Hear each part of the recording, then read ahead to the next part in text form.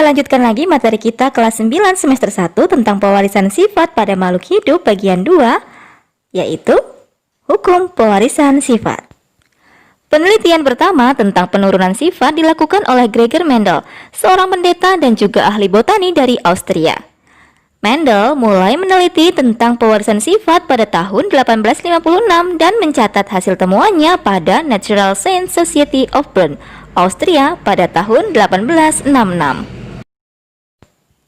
Beberapa tahun kemudian, yaitu pada tahun 1900, para ahli botani lainnya meneliti kembali hasil penelitian Mendel dan mereka menemukan kesimpulan yang sama dengan penelitian yang telah dilakukan oleh Mendel sebelumnya. Mendel menggunakan kacang kapri sebagai objek penelitiannya karena kacang kapri memiliki ciri-ciri yang mudah dibedakan, dapat melakukan penyerbukan sendiri, mudah dilakukan penyerbukan silang, mempunyai daur hidup yang relatif pendek, dan menghasilkan keturunan dalam jumlah banyak. Mendel juga orang yang dikenal pertama kali memperkenalkan teori penurunan sifat. Teorinya dikenal dengan hukum Mendel. Atas jasanya dalam bidang pewarisan sifat, beliau dijuluki sebagai Bapak Genetika. Berikut adalah variasi pada tanaman kapri yang diteliti oleh Mendel.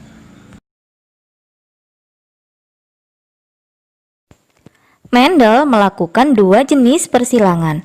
Pertama, Mendel menyilangkan kapri dengan satu sifat beda yang dikenal dengan persilangan monohibrida. Dan kedua, menyilangkan kapri dengan dua sifat beda yang dikenal dengan persilangan dihibrida. Persilangan monohibrida atau satu sifat beda. Pada penelitian pertama, Mendel menyilangkan kapri berbunga ungu dengan kapri berbunga putih.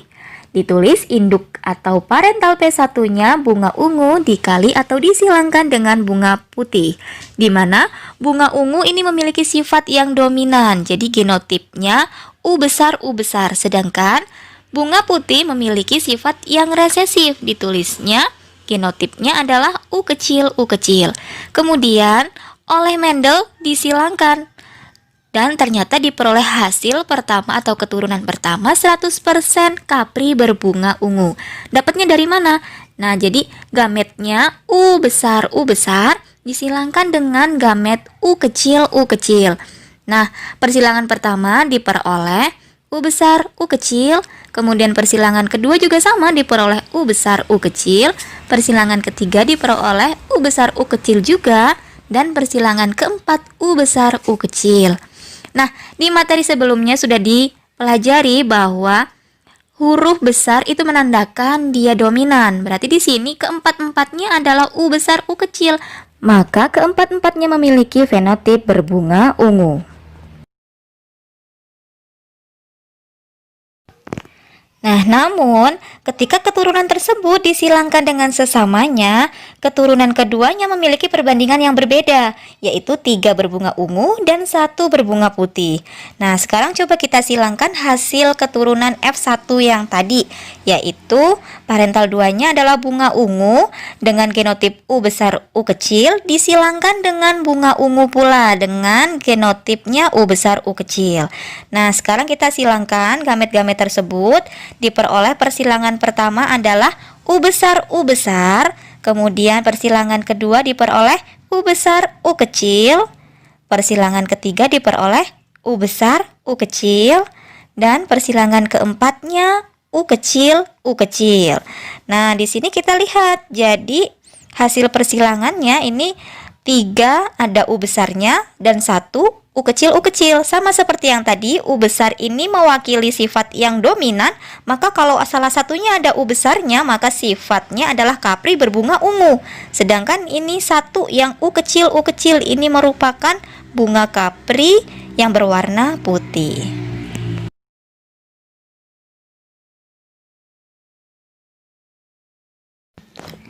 Berdasarkan hasil persilangan yang dilakukannya, Mendel mengemukakan rumusan yang disebut dengan hukum 1 Mendel atau disebut juga hukum segregasi.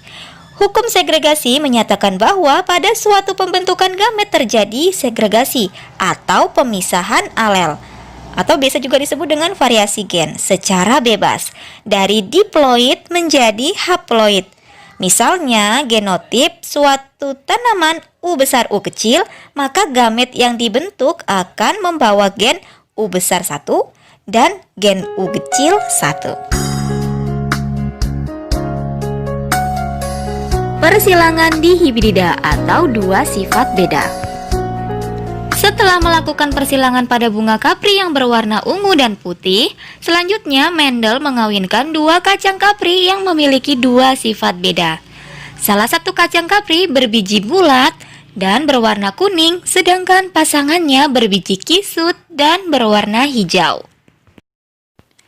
Oleh Mendel ditetapkan genotip untuk kacang kapri berbiji bulat adalah B besar. Dan warna kuning ditetapkan genotipnya adalah K besar. Sedangkan berbiji keriput ditulisnya B kecil dan warna hijau ditulisnya K kecil. Berdasarkan hukum segregasi, setiap variasi gen dapat berpisah secara bebas dan menghasilkan gamet atau sel sperma dan sel ovum. Dalam hal ini, dari induk atau parental yang memiliki genotip B besar K besar dan B kecil K kecil akan terbentuk gamet dengan pasangan gen B besar K besar dan B kecil K kecil. Jadi merupakan singkatannya ya. Jadi B besar K besar gametnya yang didapat hasilnya adalah B besar K besar. Sedangkan B kecil K kecil gametnya adalah B kecil K kecil. Hasil keturunan pertama atau F1-nya adalah B besar B kecil dan K besar K kecil disilangkan ya. Jadi hasilnya adalah kapri berbiji bulat kuning. Nah kan B besar itu dominan kan tadi, jadi salah satunya kalau ada B besarnya diambil yang dominannya jadi bulat, dan salah satunya ada K besarnya berarti diambil yang dominannya juga jadi kuning, yang huruf kecilnya diabaikan. Selanjutnya Mendel melakukan persilangan kedua, yaitu antar sesama keturunan pertama. B besar B kecil K besar K kecil disilangkan dengan B besar B kecil K besar K kecil. Sebelum diperoleh hasil persilangannya, kita tulis terlebih dahulu jenis gamet yang dihasilkan dari masing-masing parental, yaitu B besar B kecil K besar K kecil menghasilkan gamet B besar K besar, B kecil K besar, B besar K kecil, dan B kecil K kecil. Nah kedua gametnya ini sama ya, karena kan B besar B kecil K besar K kecil, jadi gametnya yang ditulis langsung sama.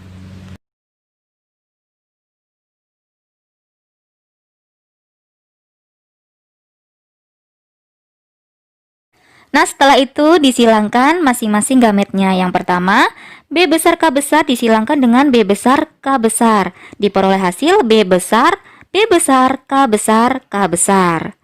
Nah, kalau salah satunya B besar maka bulat, salah satunya ada K besarnya berarti kuning. Hasil pertama bulat kuning. Kemudian hasil yang kedua B besar K besar disilangkan dengan B kecil K besar. Hasilnya B besar B kecil K besar K kecil, bulat kuning juga.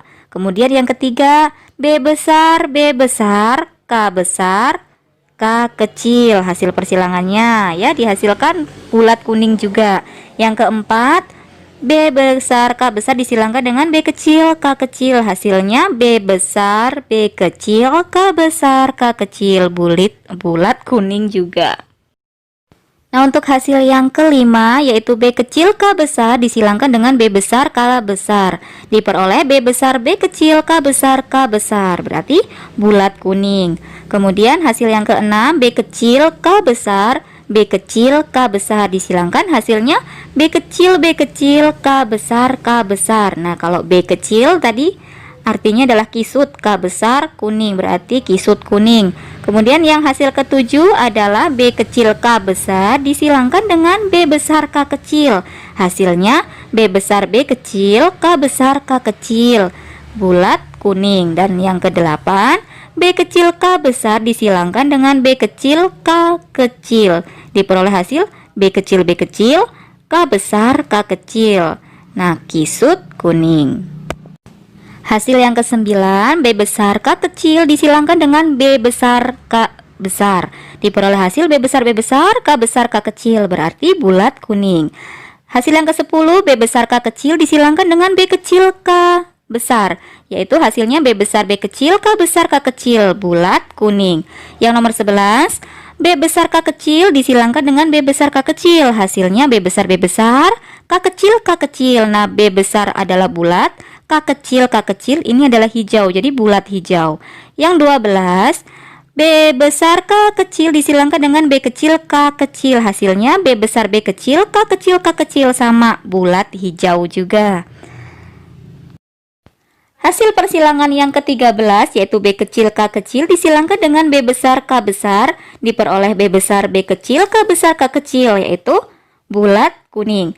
Yang ke-14, B kecil K kecil disilangkan dengan B kecil K besar, diperoleh B kecil K besar K kecil, berarti kisut kuning.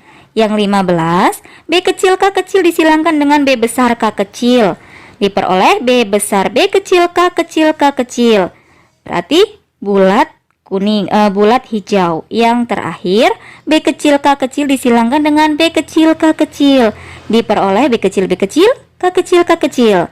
Nah, kalau B kecil adalah kisut, K kecil adalah hijau, jadi kisut hijau.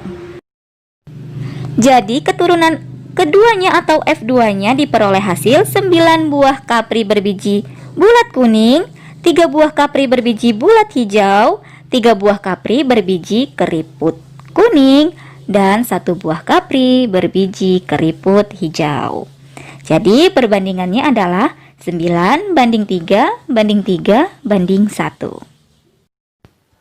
Berdasarkan hasil yang tampak pada keturunan kedua atau F2, Mendel menyimpulkan bahwa saat pembentukan gamet, alel atau variasi gen yang menentukan karakter-karakter berbeda dapat bergabung secara bebas satu sama lain.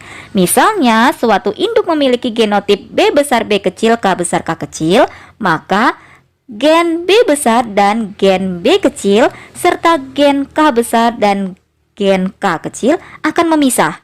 Kemudian, kedua pasangan tersebut akan bergabung secara bebas sehingga kemungkinan gamet yang terbentuk akan memiliki susunan gen B besar K besar, B besar K kecil, B kecil K besar, dan B kecil K kecil. Kesimpulan ini selanjutnya dikenal dengan hukum 2 Mendel atau disebut juga hukum penggabungan bebas.